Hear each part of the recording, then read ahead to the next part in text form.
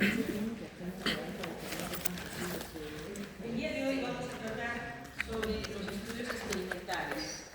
En algún momento ustedes, dado que hemos estado viendo que la mayor parte de los estudios se van a hacer en el pregrado, inclusive a nivel de maestría, inclusive a nivel del uso de las bases de datos de vigilancia epidemiológica, etc., van a ser estudios observacionales, ¿no? Van a ser estudios de casos, de series de casos o casos controles o cohortes, pero siguiendo siendo observacionales, porque el tener muestra controles para estudios experimentales es más complicado y también, pero dependiendo de la pregunta de investigación, ustedes pueden en determinado momento escoger hacer un estudio experimental.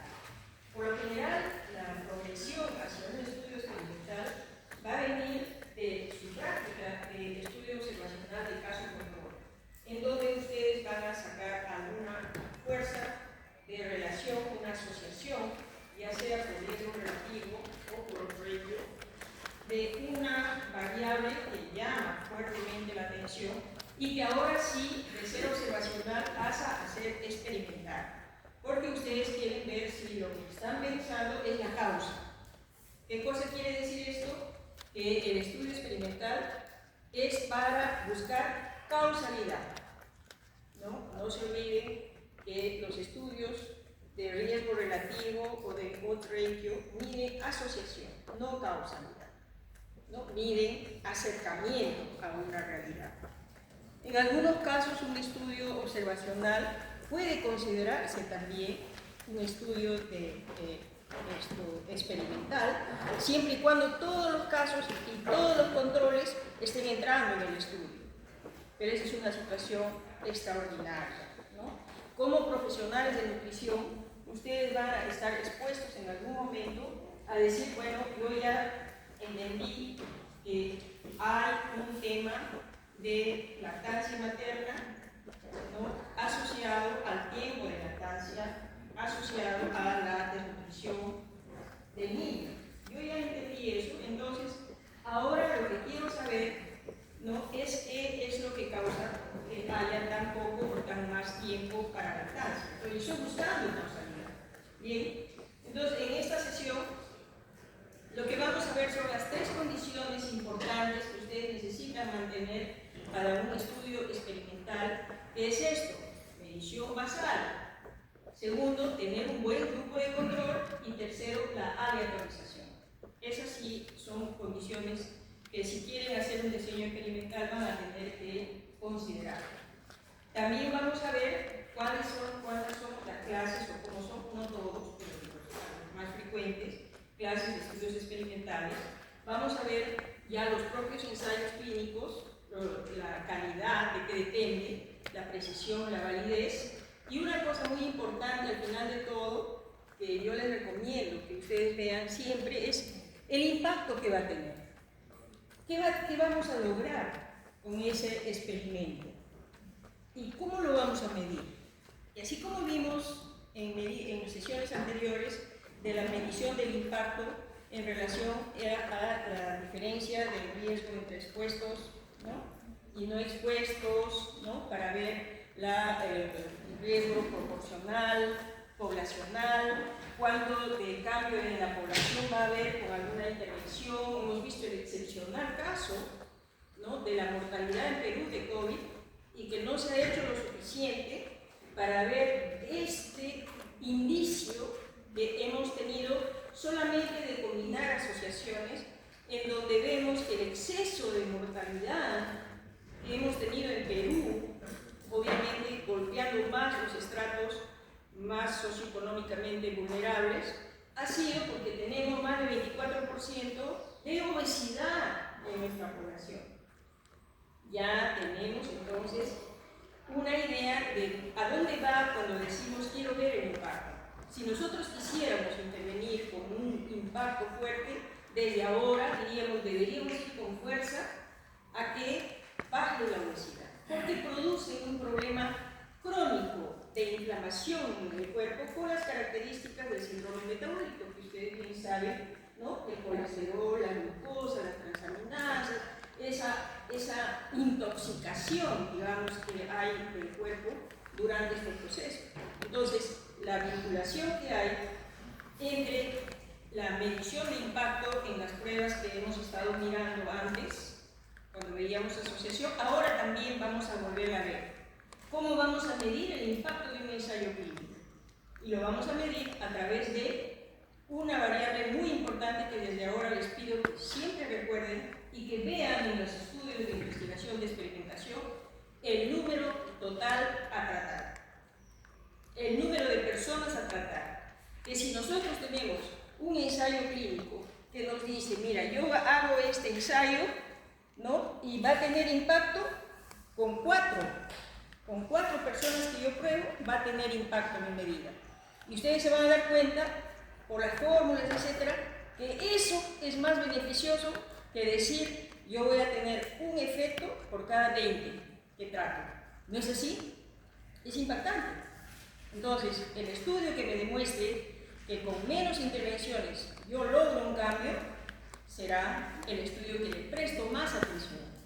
Porque organizar todo un programa, ¿no?, de investigación y medidas para implementar estos programas va a tener que ver con qué cosa yo voy a ver al camino. Ya les he dicho, la epidemiología no es un conjunto de fórmulas, es razonamiento. Y lo que en las pocas horas que tomemos de clases, lo que nosotros queremos es que ustedes vean las rutas que existen en el entramado y se entusiasmen por la epidemiología, porque les va a ayudar como caja de herramientas a estar en los momentos diferentes, ayudándoles a pensar, a hacer las cosas de una manera que esté más a gusto con lo que ustedes quieren lograr, ¿no? Bien, entonces partimos de que en los criterios de Hill, que esta persona, imagínense ya tantos años, va a tener como 80 años o 70, 60 años, que describió sus principios de causalidad. O sea, nosotros en epidemiología tenemos que ver que si vamos a trabajar para cambios, tenemos que buscar las rutas de la causalidad que son diferentes de lo observacional que nos explica, ¿no? Acá va a haber causa y los principios de causalidad a través, además de fuerza de asociación, especificidad, gradiente biológica, coherencia, consistencia, temporalidad, plausibilidad y analogía, que se repiten en diferentes estudios, los mismos resultados, que tienen que ser lógico, ¿no?, etcétera. Tenemos un criterio que se llama evidencia experimental. O sea, yo tengo que tener una prueba de que siguiendo esa ruta ocurre este fenómeno, ¿no? Entonces, en ese camino vamos a volver a ver que hasta la semana anterior hemos visto los estudios. Salud.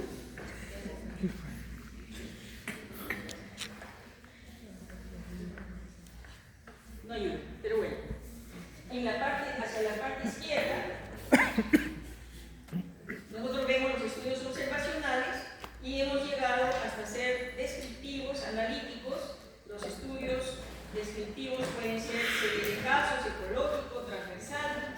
Ese transversal puede ser también parte de los estudios analíticos si son no controlados, a diferencia de los longitudinales, y los controlados, casos, controles y cohortes. Y hoy día vamos a ver en la práctica varios de esos ejercicios que nos ayuden a enfocar bien las características de esos estudios. Hoy día nos vamos a enfocar en los estudios experimentales, pero prácticamente en los estudios de ensayos y de experimento verdadero, porque tenemos hacia la izquierda, en el caso de los estudios no controlados, o sea, experimento puede ser no controlado. Por ejemplo, si yo había una anécdota que les invito a que lean y que lo vamos a poner en la práctica también en el libro de Gordis, sobre un señor que estaba en una guerra, ¿no?, y que se le había acabado el aceite hirviendo, que era lo que usaba para curar las heridas de los pacientes que le llegaban, era todo lo que tenía. Entonces el bien aceite y era la práctica de darles. Pero Pero un día se acabó el aceite. Y lo que tenía era hervir hierbas y hacer un emoliente. Y como no tenía el aceite, ¿no?, ese día limpió las heridas con el emoliente. Y al día siguiente estaba él preocupado, pensaba que había matado a sus soldados. Vio que los que habían evolucionado mejor eran los que habían recibido el emoliente. Estamos hablando de 1580, más o menos, medioevo, ¿no? Entonces, obviamente, eso es lo que corresponde a lo que le llamamos un pre-experimento, ¿no?, o un pseudo-experimento. Porque él no tenía, circunstancialmente, no tenía nada más que ofrecer. Y descubrió que el emoliente era mucho más beneficioso para la piel que el aceite caliente. Es interesante, yo les recomiendo que lean este capítulo de Gordis. Es fascinante. Está lleno de historias, inclusive del manejo del escorbuto.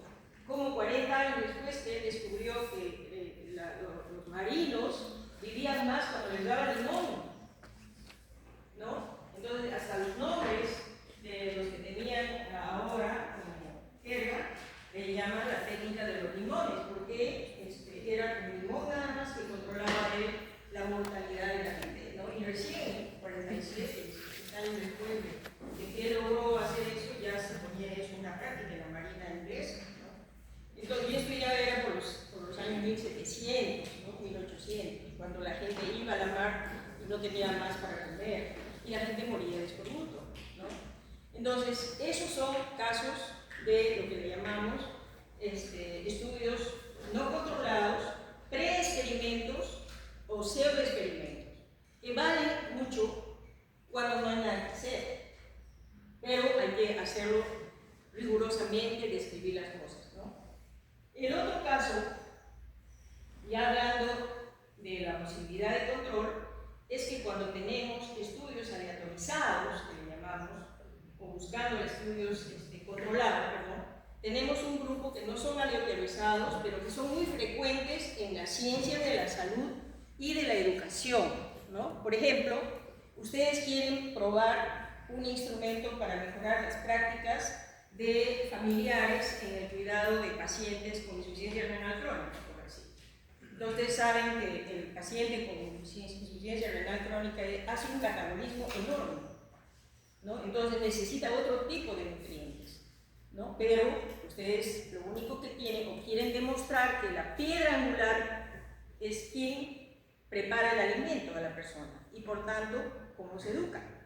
Y ustedes quieren ver si a las personas que le dan tal nivel de capacitación puede responder mejor que el otro grupo donde le dan otro tipo de capacitación. Eso se llama un cuasi experimento. ¿Por qué? Porque no se hace selección al azar, todo el grupo entra hacia una técnica educativa y se compara con otra intervención que tiene otra técnica educativa, pero se hace en línea de base, se tiene el control, solamente no hay aleatorización. A eso se llama cuasi experimento, cuasi, y es muy frecuente cuando queremos nosotros demostrar en salud, ¿no?, nuestra investigación, ¿no? Yo quiero cambiar determinadas cosas, entonces hago una línea de base, hago educación, hago alimento, hago seguimiento con WhatsApp, y en el otro grupo hago línea de base, hago capacitación, hago ¿cómo se llama? WhatsApp, y le entrego una bolsa de alimentos, por decir, y hago mi línea de base y miro. Entonces, pero no hay aleatorización. Entonces a eso le llamamos pseudo experimento, ¿no? Y luego viene el tema de los estudios controlados, aleatorizados, que son lo que le llamamos experimento verdadero, que hoy día vamos a reunirnos sobre el peso. Acá vamos a tratar especialmente ese tema, ese grupo de peso, ¿no? Entonces el estudio experimental, ya ustedes lo mencionaron en la clase anterior, el investigador altera uno o más factores y controla las otras intervenciones. Las controla, es decir, ahora vamos a ver de qué manera las controla, pero solamente pone bajo la lupa al control, en este caso a la altera, da un nuevo tratamiento y da control a las otras condiciones con el fin de analizar los efectos de esto que está buscando cambiar. Y él, por supuesto, tiene la capacidad de controlar la variable independiente. Entonces, la variable dependiente es mi resultado, mi investigación, mi hipótesis, lo que quiero cambiar, pero mi variable independiente es la donde yo voy a aumentar, como dice acá, la exposición, la dosis, la vía de administración, el tiempo de exposición, ¿no? Eso voy a alterar. Y es consciente el investigador que los efectos puede que no se deban solo a la exposición. O sea, hay otros factores que llamamos intervinientes. A veces es la edad, a veces el sexo, a veces la etnia, a veces el estado civil, que puede alterar la relación entre la exposición y el efecto.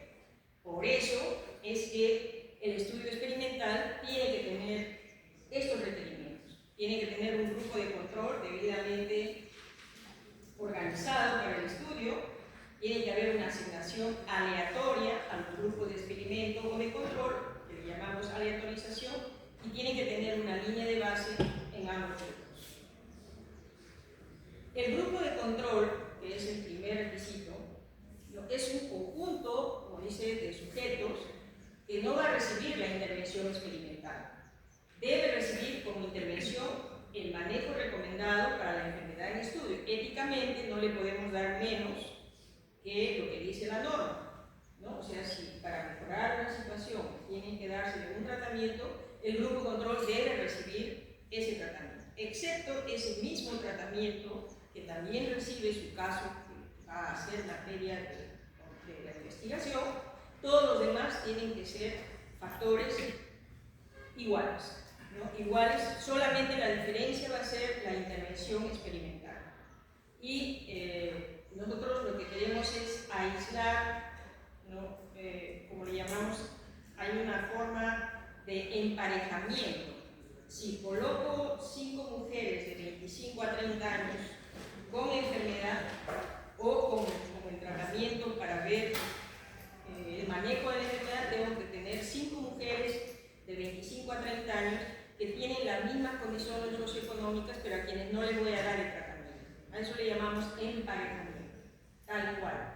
Y ustedes se van a dar cuenta en los estudios que hay esos emparejamientos, dice soltera acá, y los mismos números y su P, para ver si eso es el azar o está bien aceptado, que no hay diferencias en esos grupos. Bien, entonces, acá dice, según los objetivos del estudio, también puede haber más de un grupo de control, si dependiendo de lo que yo quiero mantener como bloqueo, digamos, de esas variables intervinientes. Ahora vamos a ver otro componente importante de los estudios de experimentación, que es la aleatorización o randomización. Entonces, acá en este gráfico lo vemos mejor. Aquí tenemos la población de referencia, ¿no? Que puede ser todo un contingente qué sé yo, de pacientes de 5 años, digamos, de un hospital, o puede ser todos los niños menores de 3 años de una jurisdicción, etc.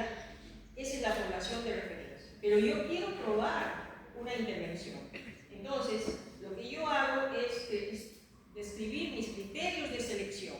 Los criterios de selección son que tengan tales edades, que tengan DNI, no hayan tenido tales vacunas, que no hayan tenido ese tipo. Establezco mis criterios de selección y hago un nuevo N, que son los sujetos que son seleccionados. Una vez que esos sujetos están seleccionados, recién voy a escoger si van a ser sujetos de experimentación o del control.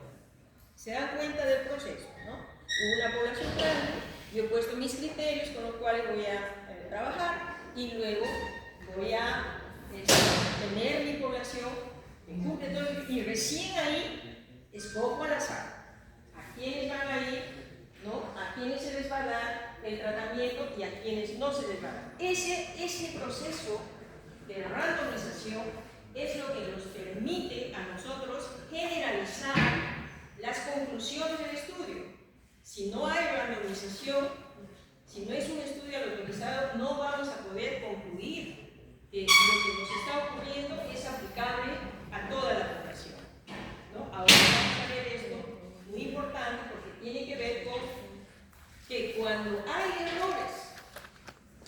medición de los grupos aleatorizados, o sea, ya asumamos que tenemos estos dos grupos a la derecha, si hay errores en las mediciones, le conocemos como errores aleatorios, errores del azar.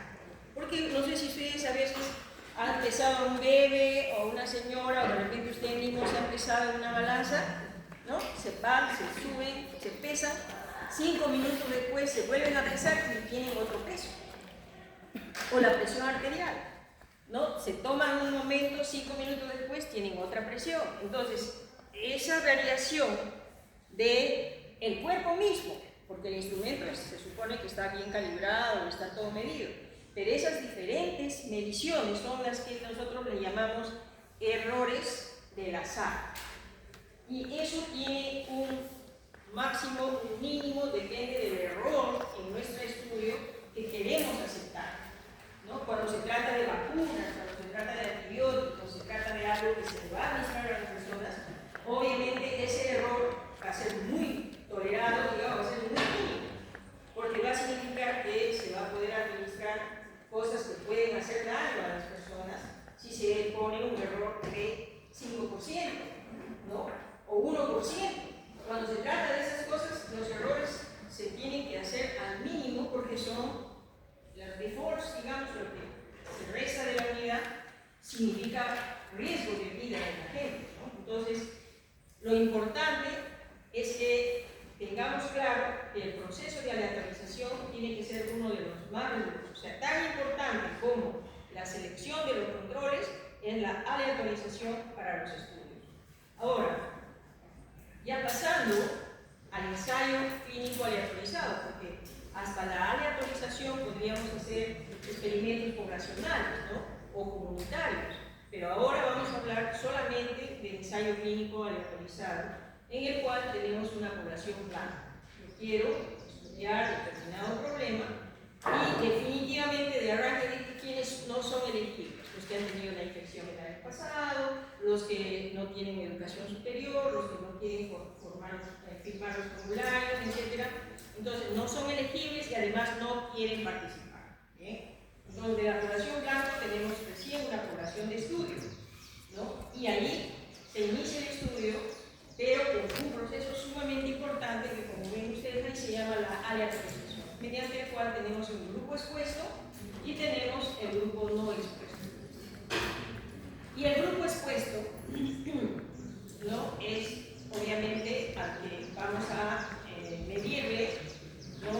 Todas las variables necesarias en relación a la investigación que queremos, y de subyacente está el tiempo de seguimiento, ¿no? Bien, ese es el diseño general de un estudio aleatorizado. En este estudio clínico aleatorizado, ustedes ven ahí que hay un tratamiento habitual a la derecha y tienen un tratamiento nuevo.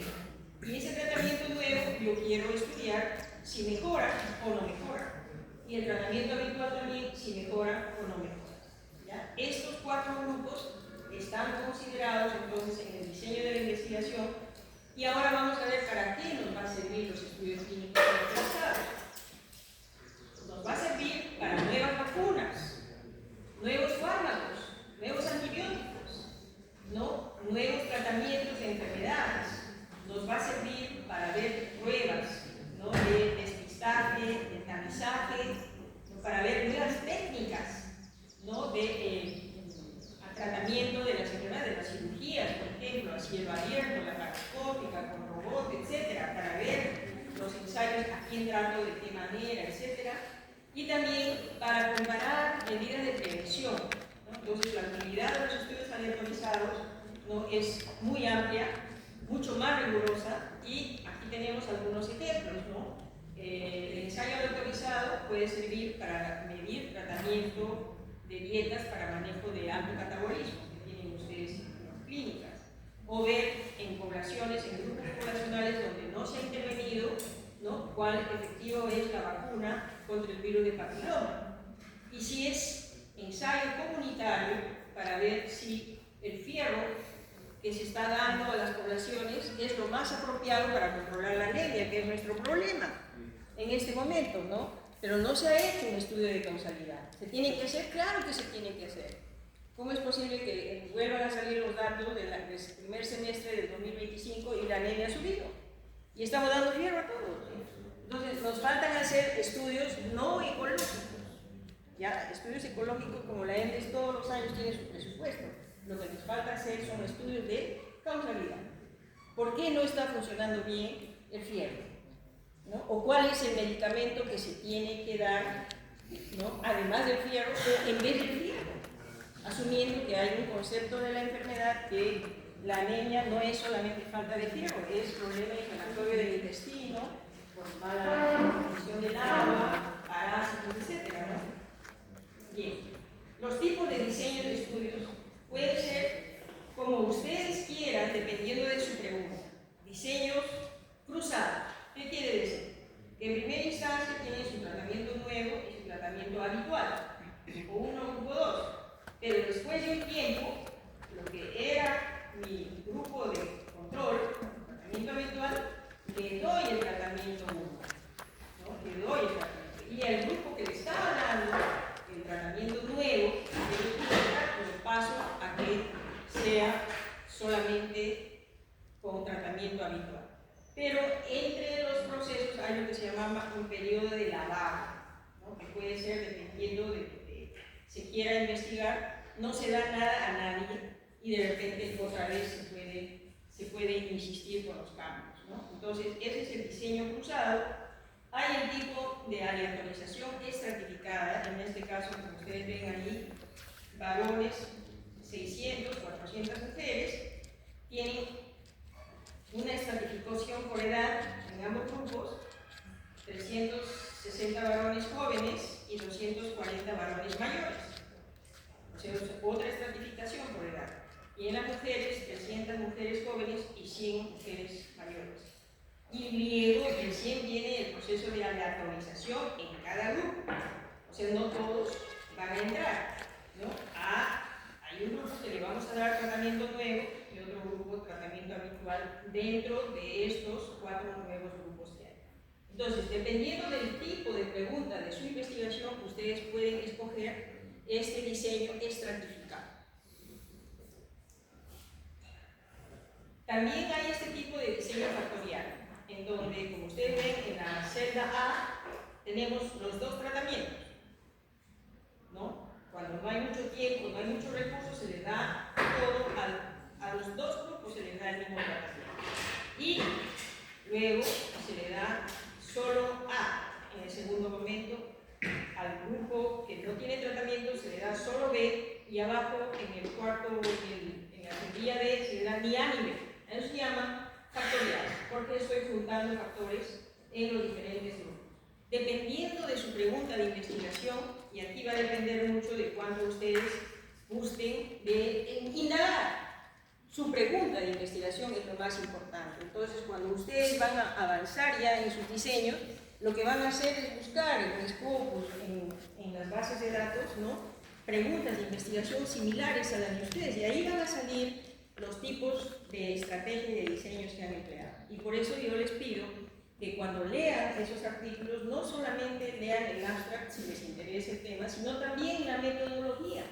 ¿Cómo han hecho para conseguir? ¿Cómo han hecho para parear? ¿Dónde está la tabla que me dice que han controlado el sexo, que han controlado la edad, que han controlado, que no va a haber factor confusor en esos temas? ¿Ya? Eso va a venir dependiendo del interés que cada uno tenga de ustedes de resolver su problema de investigación. Ahora, hay un criterio que también se usa mucho en ensayos y es el enmascaramiento, ¿no? Acá hay un sesgo del investigador que quiere tener éxito a veces en su intervención y solamente escoge a todos los que van a cumplir, a todos los que son ordenados, a los que tienen enfermedades leves, etc., y le aplican el tratamiento a ellos. Y los controles son los otros que no siguen, etc., ¿no? Entonces, eso es un sesgo de diseño, definitivamente. Para controlar esos sesgos, es que se hacen los diseños enmascarados o ciegos. Entonces, es ciego simple solo si la persona no sabe. Es un estudio enmascarado o ciego simple. Es un estudio ciego simple. O sea, la persona no sabe si le estoy dando tratamiento A o B, y es el único que no sabe. Doble ciego es cuando ni el ciudadano, ni el paciente sabe, ni el observador sabe. Yo estoy viendo la respuesta de ambos, estoy registrando todo, pero yo no sé si al que estoy observando ahorita ha recibido no tratamiento, y al más rato, dentro de un rato veo al otro paciente y no sé si es caso, ha recibido tratamiento o no. Entonces, el que está observando no conoce. Y triple ciego es que ni el sujeto, ni el que está observando, ni el que está analizando los datos sabe. Porque también puede haber, tienen interés en que haya una especial atención y se pasan más pruebas, etcétera, a los grupos donde les llama más la atención los resultados. Entonces, ustedes van a aprender también en qué momento es que pueden ustedes utilizar ciego simple, o qué quiere decir, en todo caso, doble ciego o triple ciego, ¿no? Y van a escoger de acuerdo a sus niveles de responsabilidad, sus niveles de interés, etcétera, a su mejor diseño. Ahora, vamos a ver las fases de un desarrollo de ensayo clínico. Y un ejemplo interesante para que ustedes puedan ver las fases de los diseños, que son 4. Para producir una vacuna, o para producir, cuando ustedes saben, durante el COVID, tuvo todo este rollo, ¿no? Que acá nosotros hicimos un vacunagate con una prueba que estaba en fase 3. Y ahorita vamos a ver que la fase 3 dice grupos más heterogéneos para determinar la seguridad y eficacia a corto plazo. O sea, nosotros estábamos haciendo una fase 3 acá, y de pronto ya estaba el Estado comprando la vacuna para usar en toda la población, como si fuera ya haber superado la fase 4. Entonces, esto fue llevado por el momento, porque dijeron que ya en otros lugares se había desarrollado a plenitud la muestra de la fase 3, ya no necesitaba la muestra de Perú de fase 3, ya había sido completada globalmente con fase 3 en todos lados, menos acá, y por tanto el Perú pudo comprar al menos. Eso es algo que todavía tenemos nosotros que volver a estudiar por otros temas éticos, qué sé yo, pero nos sirve para ver que cuando hay necesidad de tener un antibiótico nuevo, una vacuna nueva, estas son las fases, ¿no?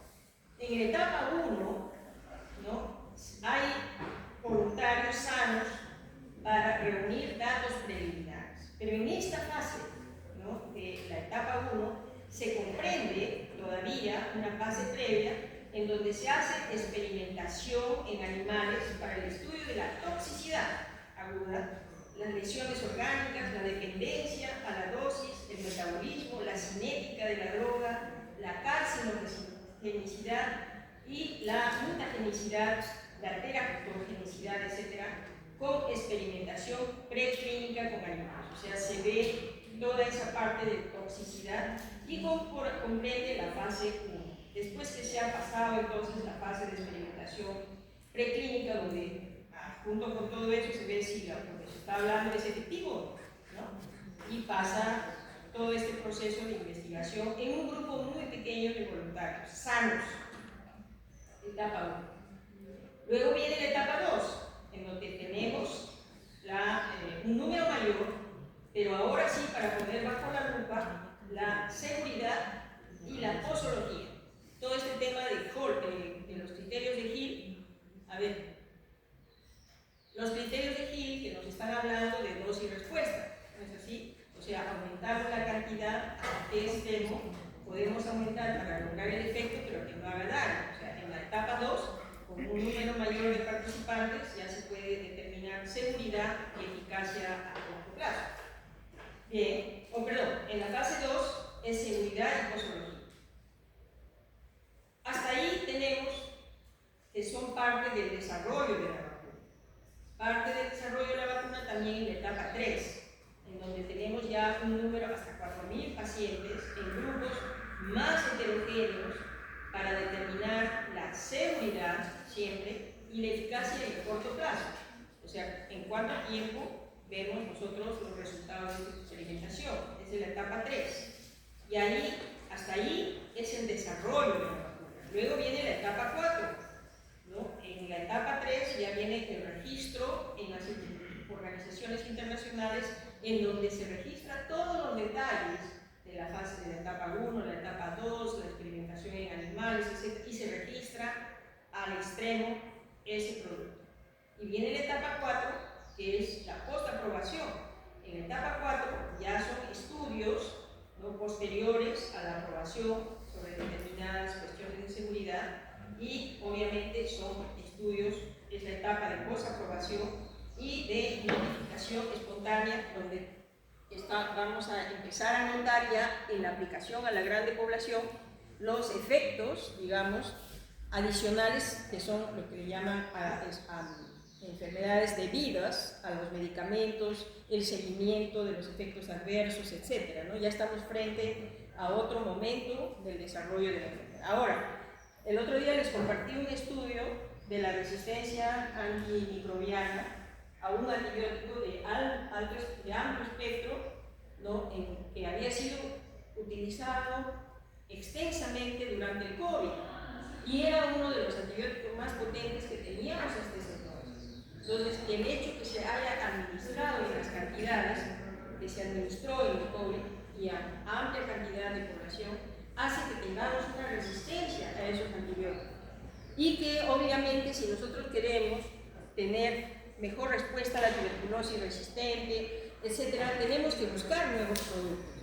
Pero miren ustedes, parece fácil esa curva abajo, pero lograr que sea efectivo, ¿no?, en los animales de experimentación, lograr la eficacia, lograr que eso pase a la fase 1, a la fase 2, a la 3, a la 4, son años.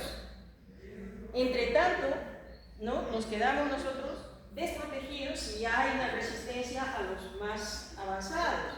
Entonces, una lección que nosotros tenemos que tener realmente como universidad, como estudiantes, es tener ser refractarios a administrar antibióticos para cualquier cosa, excepto que sea realmente basado en una clínica minuciosa de cada caso. Esta tiene que ser nuestra lección, además solamente basada en la reflexión de este cuadro, ¿no? Ahora vamos a pasar a ver un tema de calidad de los estudios, de los ensayos clínicos. Tenemos dos criterios, la validez y la precisión. Sobre la precisión hemos hablado hace un momento, ¿no?, que depende de la calibración, depende de las múltiples mediciones que puede haber en la misma persona, con espacios diferentes, pocos espacios de tiempo, etc. Eso se llama error aleatorio. Por eso en todas las fórmulas ustedes van a ver cuál es el error.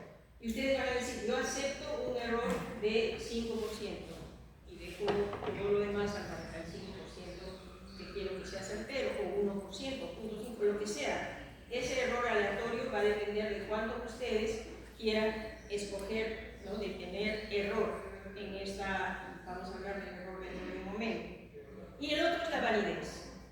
Para tener validez interna, es decir, yo en un grupo saco una conclusión, y si ese estudio tiene validez interna, ¿no?, yo debo ser capaz de encontrar mi resultado y haber controlado estos sesgos: sesgo de medición, que vamos a ver luego, el sesgo de selección y el efecto confusor, que también lo hemos empezado a conversar la semana pasada, en donde uno tiene que se considera que el alcohol puede llevar al cáncer de hígado, pero hay estudios que demuestran, o que en algún momento se encontró, como el tabaco, que también causa cáncer de hígado.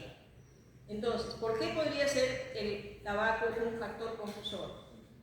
¿No? Porque las personas que fuman están también en las cafeterías tomando alcohol, o en los bares. Entonces, es un efecto confusor cuando puede producir la enfermedad, pero por otra ruta. Entonces, ¿cómo se controla el efecto confusor? Se controla, entre otras cosas, diciendo, bueno, en mi grupo de investigación cuántos fuman, cuántos no fuman, cuántos consumen alcohol, cuántos no son. Y entonces yo controlo esa variable y saco conclusiones midiendo cada una de las variables. Entonces son técnicas de controlar esos factores de confusión. Y la otra fuerte es la validez externa. La validez interna se conoce como error sistemático. O sea, si hay error sistemático, quiere decir que yo no he tomado en cuenta el sesgo de medición, yo no he tomado en cuenta el sesgo de selección, ni tampoco el efecto confusor. Ya sencillamente he medido y entonces ese estudio se somete a análisis, no tiene validez interna, tiene error sistemático, tiene error de diseño. Y ahora vamos a ver cómo podemos hacer, además de lo que hemos visto, de tener los controles, de tener la aleatorización, algunos otros criterios para controlar ese error sistemático. Y tenemos la validez externa. Entonces, la validez externa es cuando se ha superado todo esto de ser válido internamente y que además yo puedo proyectar, digamos, en mis escritos todos mis datos de investigación y otra persona que me lee puede tomar los mismos argumentos, instrumentos, mediciones, lo hace en otro lado y puede repetir los resultados, ¿no? Entonces, estos detalles ustedes los van a empezar a controlar, a dominar en la medida que lean, que hagan investigación, que se interesen en los cambios que realmente están viviendo cada día en la medida que avanza su profesión, ¿no? Acá hay un criterio importante que son los tipos de errores en los diseños. Ustedes han oído hablar del error tipo 1 o error tipo 2, el error tipo alfa, y beta, que se refieren a las hipótesis, ¿no?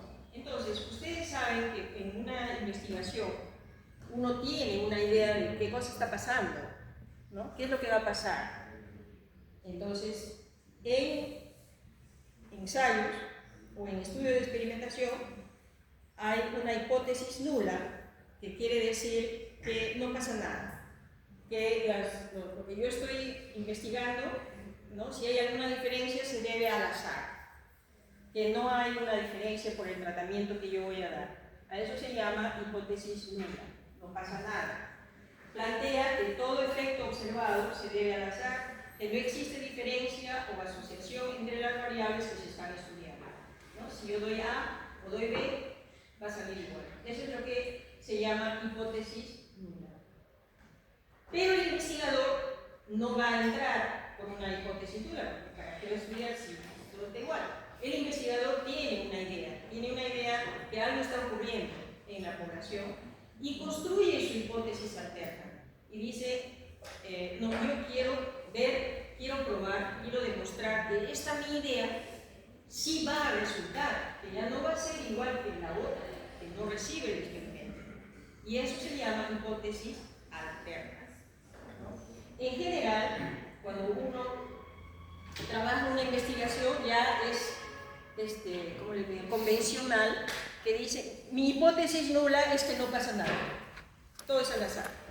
Ajá, pero internamente quiero demostrar que estoy haciendo mi estudio porque tengo mi hipótesis que va a pasar. Ahora, yo me tengo que mantener éticamente afuera, yo llevo a cabo todo el proceso y toda esta cuestión, pero tengo que controlar que no estoy mezclando mi deseo de probar un nuevo tratamiento con lo que está ocurriendo, ¿no?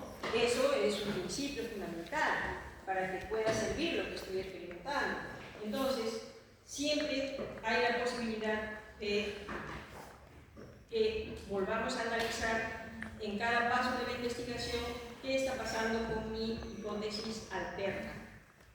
Ejemplos de hipótesis nula en lactancia materna, por ejemplo, es que la tasa de lactancia exclusiva en madres con secundaria completa es igual en las madres sin educación, ¿no? La hipótesis nula me dice no hay problema, la educación no tiene valor, la lactancia va a durar igual en las señoras que tienen educación superior que en las señoras que no tienen educación. Es hipótesis nula.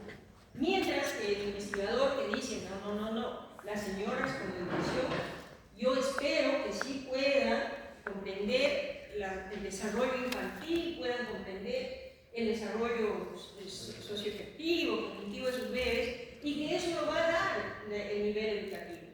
Entonces sí siento que el nivel educativo va a cambiar. Entonces su hipótesis alterna, como ven ustedes en la segunda columna, es que la tasa de lactancia exclusiva es distinta entre ambos grupos, ¿no? Se dan cuenta que es una hipótesis nula y que es una hipótesis alterna. Y luego en otro caso dice, la cobertura de vacuna pentavalente en niños de 12 a 23 meses es igual entre diferentes regiones. Esa es la hipótesis nula, pero tú dices, yo no creo eso, porque yo vengo de otros lados y quiero estudiar qué es lo que hace cambiar que haya mayor vacunación en algunas regiones. Y la hipótesis alterna es entonces que la cobertura difiere entre regiones, ¿no? Es hasta ahí la comprensión de las pruebas de hipótesis. Bueno, a todo esto, estos sí son criterios importantes que ustedes deben tener en cuenta, que los principales errores en los diseños de estudio se conocen como estudios o errores tipo 1 o alfa o tipo 2 beta. ¿Qué consiste en que cuando yo cometo un error tipo alfa, le estoy rechazando la hipótesis nula siendo verdadera? Estoy diciendo no pasa nada cuando sí está pasando, ¿no? Entonces, estoy diagnosticando una enfermedad cuando la persona está sana, ¿no? Hay un error, ¿no? O si se acepta una información incorrecta, un falso positivo. Se concluye falsamente que existe un efecto o diferencia, ¿no? Esto es error tipo alfa. ¿Y cómo se controla eso? Con todos los factores que hemos visto hace poco, ¿no? Con los sesgos, los controles, ¿no? La selección, la randomización, la aleatorización, con todo eso, pero cuando algo de eso no está bien, resulta un error tipo alfa. O cuando hay un error tipo beta, decimos que estoy rechazando la hipótesis nula, estoy rechazando, si no pasa nada, cuando efectivamente está pasando. Entonces hay un falso negativo, porque se está rechazando una información correcta. Se concluye falsamente que no existe, cuando efectivamente existe una diferencia, ¿no?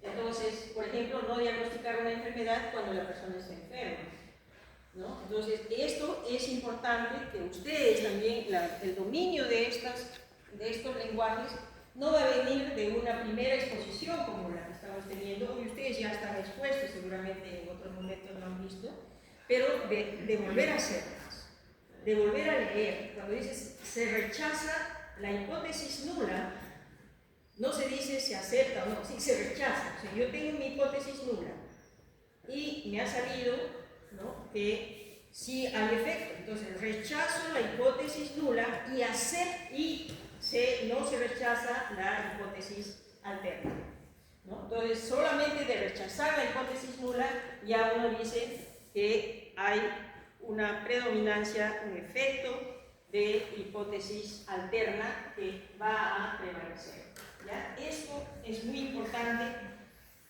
en este momento que ustedes están estudiando ensayo, porque hay mucho lenguaje en la descripción de los estudios para que les ayude a comprender. Va a haber mucho más, pero el dominio, el control que ustedes tengan va a depender de cuánto ustedes lean en detalle en la parte del método, ¿ya?, de los estudios de ensayos. En validez, como habíamos visto hace rato, hay que ver que dos palabras interesantes hay en validez de las pruebas de laboratorio y las pruebas diagnósticas o de candidatos, que son la sensibilidad y la especificidad. Que son, la validez es la capacidad, ya estamos hablando de pruebas, porque el ensayo clínico es también para trabajar las pruebas, el estudio de las enfermedades. Nos permite distinguir entre quienes presentan la enfermedad y quienes no la presentan. El estudio de validez es, estoy segura que tiene o que no tiene. Hago mis pruebas de validez. Para eso, que son sensibilidad y especificidad. Para eso, ustedes tienen los mismos datos que las incidencias. Entonces, en su cuadro de 2×2, La prueba de sensibilidad es la capacidad de una prueba para identificar correctamente a los que tienen la enfermedad, ¿no? La prueba me dice quiénes tienen, entonces es una prueba que me va a dar la sensibilidad de, de este estudio. Y se hace su prueba de 2×2. Y ustedes ven, eso que han ustedes aprendido a hacer, quienes están enfermos, quienes no están enfermos, a quienes les han aplicado la prueba y a quienes no les han aplicado la prueba. Su tabla de 2×2. Lo único es que ahora tienen que poner el atributo a cada cajita.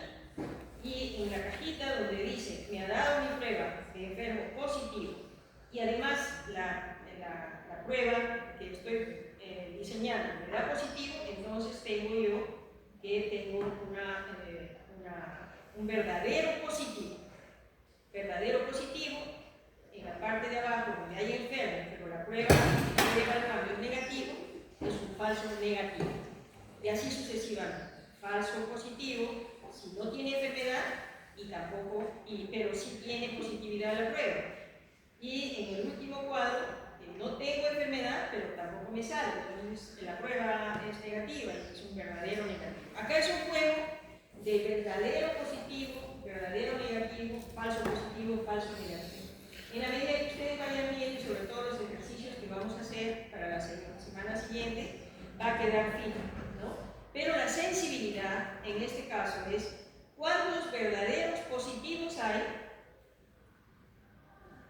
entre la suma de los verdaderos positivos y los falsos negativos, o sea, toda la columna de la izquierda, ¿no? ¿Cuántos positivos hay de todos los que están enfermos? Esa diferencia de cuántos positivos me han salido, pero de todos los que hay enfermos. En la medida que me capte la mayor cantidad de enfermos, de todos, de enfermos, y estén, digamos, sea una fracción grande, es decir, se gire el valor hacia la cantidad de positivos que hay, yo voy a decir que esta es una prueba muy sencilla, ¿no? Por ejemplo, les pongo el caso de la detección de cáncer de cuello, de lesiones premalignas o de cáncer de cuello uterino con el virus de papiloma humano versus el Papa Nicolau. En la detección con virus de papiloma humano tenemos una sensibilidad de casi 90%, 97%, 96%, es altísimo. O sea, el valor verdadero positivo, ¿no?, en el numerador, y la suma del verdadero positivo y el falso negativo es alto, más del 90%, es una prueba muy sencilla, o sea, me pesca la enfermedad. Y si yo comparo esa prueba de virus de papiloma humano con Papa Nicolau, por ejemplo, en las mejores manos, el Papa Nicolau no pasa del 50%. No pasa. Quiere decir que hay un contingente de verdadero positivo importante, pero cuando se divide entre la suma de positivos más los falsos, ¿no?, negativos, que está diciendo que tienen la enfermedad pero no lo está pescando, entonces solamente llega a ser 50-60%. ¿Qué decisión toman ustedes? ¿Van a usar Papa Nicolau o van a usar la detección por virus de papiloma? Bueno, el virus por la sensibilidad. Ahora, el problema es otro. El problema es cómo vamos a tener disponible el virus de papiloma, ¿no?, para todo el país en el momento dado. Hay países que ya lo están usando hace más de 15 años y no muere la gente de cáncer como mueren acá, que son 5 al día, ¿no? Entonces lo único que hay es el Papa Nicolau. Pero si ustedes comparan, hay una serie de decisiones de política, pero esta es la utilidad, la sensibilidad. Y la otro término es la especificidad. Es la capacidad de una prueba de identificar a los que no tienen. El Papa Nicolau es altamente específico. ¿Qué quiere decir que es altamente específico? Que si me sale una célula, ¿no?, con su núcleo picnótico negro, granular, desproporcionado para su citoplasma, esa es una célula maligna. Si me aparece una célula maligna, es altamente específico de cáncer, ¿no? Ya no es discusión. Por eso, tiene baja sensibilidad, pero alta especificidad. Por eso que el Papa Nicolau todavía se usa cuando ya hay tratamiento de radiaciones, cirugías, en fin, porque es un factor importante de pronóstico. Siempre se toma Papa Nicolau, aunque sea para el control, porque donde aparezca una célula maligna, la especificidad de esa célula maligna es un valor muy alto. Entonces es un juego de decisiones en la medida que ustedes manejen su tabla de 2x2. ¿Y qué datos van a ir en su tabla de 2x2? Los resultados de su prueba. O sea, tiene un instrumento sencillo en su tabla de 2x2 donde si colocan bien sus números, ustedes pueden sacar buenas conclusiones, ¿no? Bien, hay otro criterio interesante ya que se llama el valor predictivo de una prueba. ¿Cómo nosotros valoramos que la prueba diagnóstica en un paciente, ¿no? Ahora en uno de ellos? Pónganse ustedes como paciente, ¿no? Mi valor predictivo, por ejemplo, si hay una joven, una señora, ¿no? Que tiene sospecha de que está embarazada, pero tiene solamente 7 semanas o tiene unos 6 días de atraso de su regla, ¿no? Entonces, lo que se necesita ahí es saber si la prueba que le están usando, la prueba de diagnóstico de embarazo, el HCG, digamos, tiene un valor predictivo de esa persona. O sea, en un caso, entonces, ¿qué posibilidad hay de que esa prueba, el beta-HCG, que se está usando ahí, efectivamente le diga a la mujer que está encinta o no? A eso se llama el valor predictivo, que puede ser positivo o puede ser negativo. El valor, en este caso, vamos a poner mejor, el valor predictivo positivo representa la probabilidad que el paciente tenga la enfermedad al obtenerse un resultado positivo, ¿no? Entonces, esa es muy importante y de nuevo tiene que ver con las columnas. El valor predictivo positivo va a depender del verdadero positivo sobre la suma de valor positivo y falso positivo. Ya la suma en este caso no es en columnas, sino en filas. El valor predictivo es verdadero positivo sobre verdadero positivo más falso positivo. Esto parece un trabalenguas ahora, pero poco a poco ustedes van a empezar a descifrarlo y como todo en la vida, después de 5 minutos de práctica van a poder hacer la trabalenguas más sencillo, ¿no? y divertido, ¿no? Igual va a pasar con el valor predictivo negativo. La posibilidad que no tenga la enfermedad al obtenerse un resultado negativo. Igual, el valor predictivo negativo mide el verdadero negativo, está en la celda D, sobre el falso negativo más el verdadero negativo. La posibilidad de que no tenga la enfermedad al tener resultado negativo. Cuando ustedes vean los resultados del laboratorio, fíjense en eso.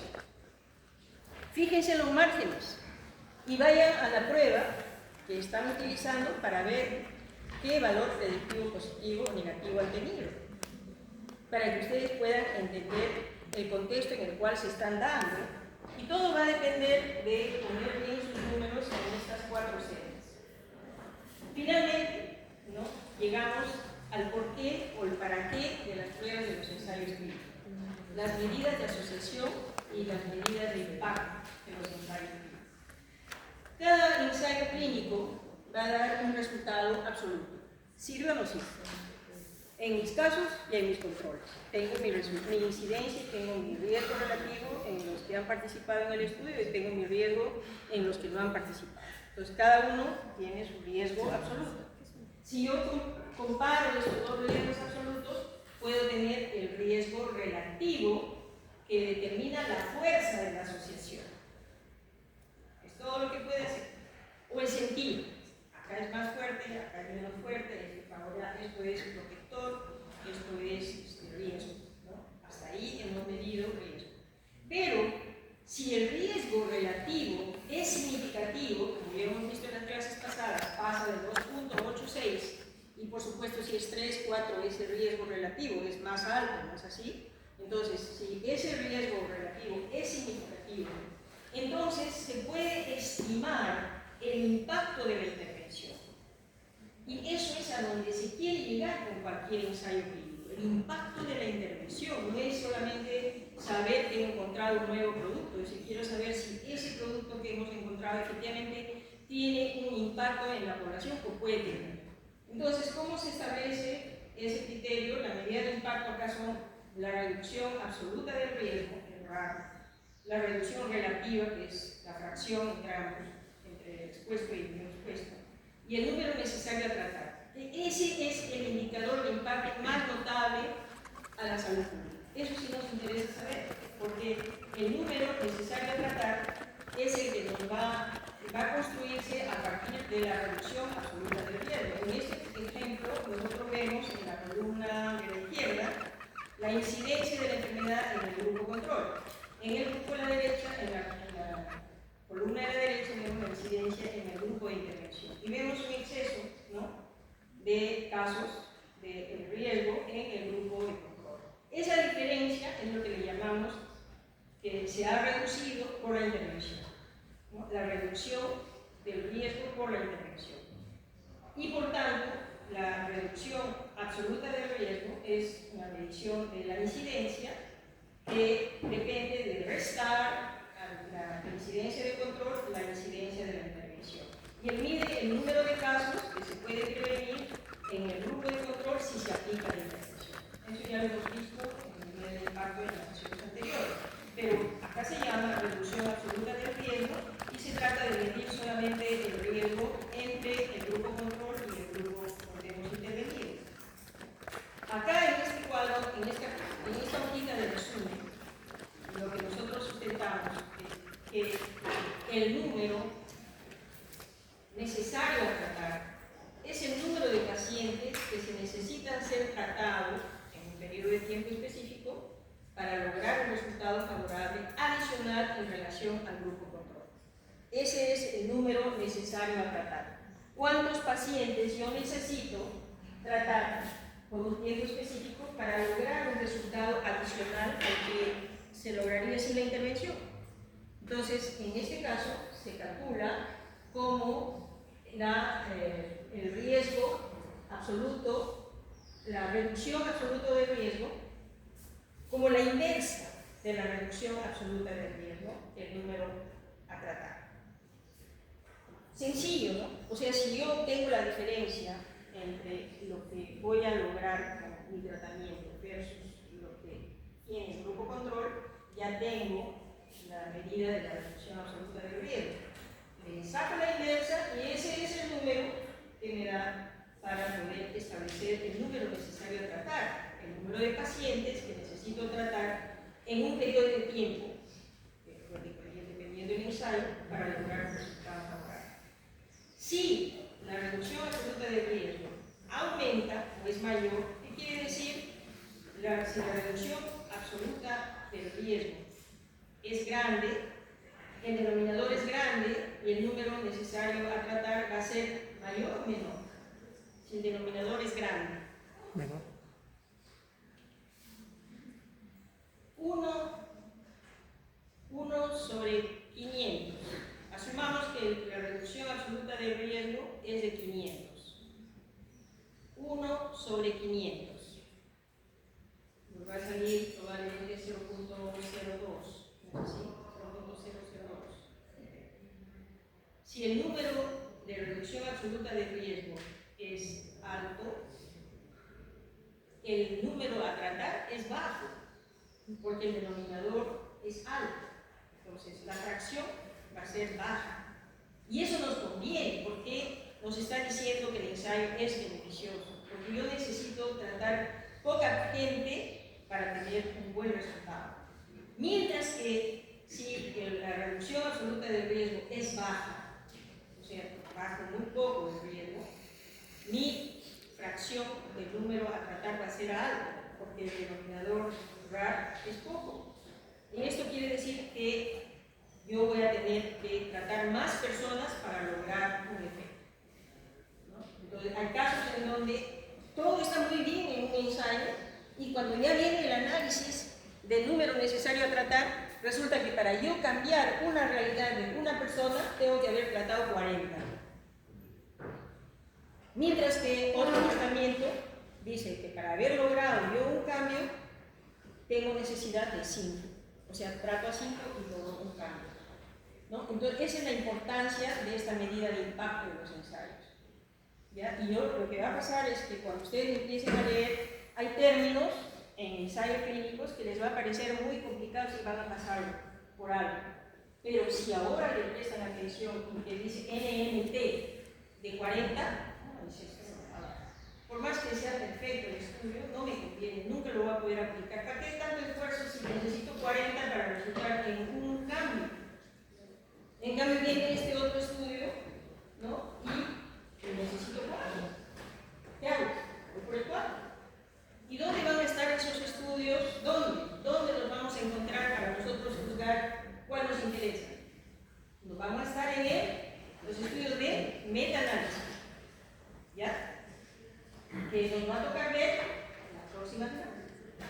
Así que les dejo el espacio con la idea de que si pueden ir encontrando ya esas dimensiones, porque actualmente ya muchos trabajos, sobre todo si se quiere tomar decisiones rápidas, van a estar basadas en las revisiones sistemáticas y sobre todo los metaanálisis, ¿no? Que son estudios de millones de personas a veces, y que se reducen a 200, y sobre esas 200 que ya son, digamos, sólidas, los 200 estudios, entonces se toman decisiones. Ahí es donde va a tener mucho sentido que se descargan estudios de investigación porque tienen números a tratar muy altos, o números a tratar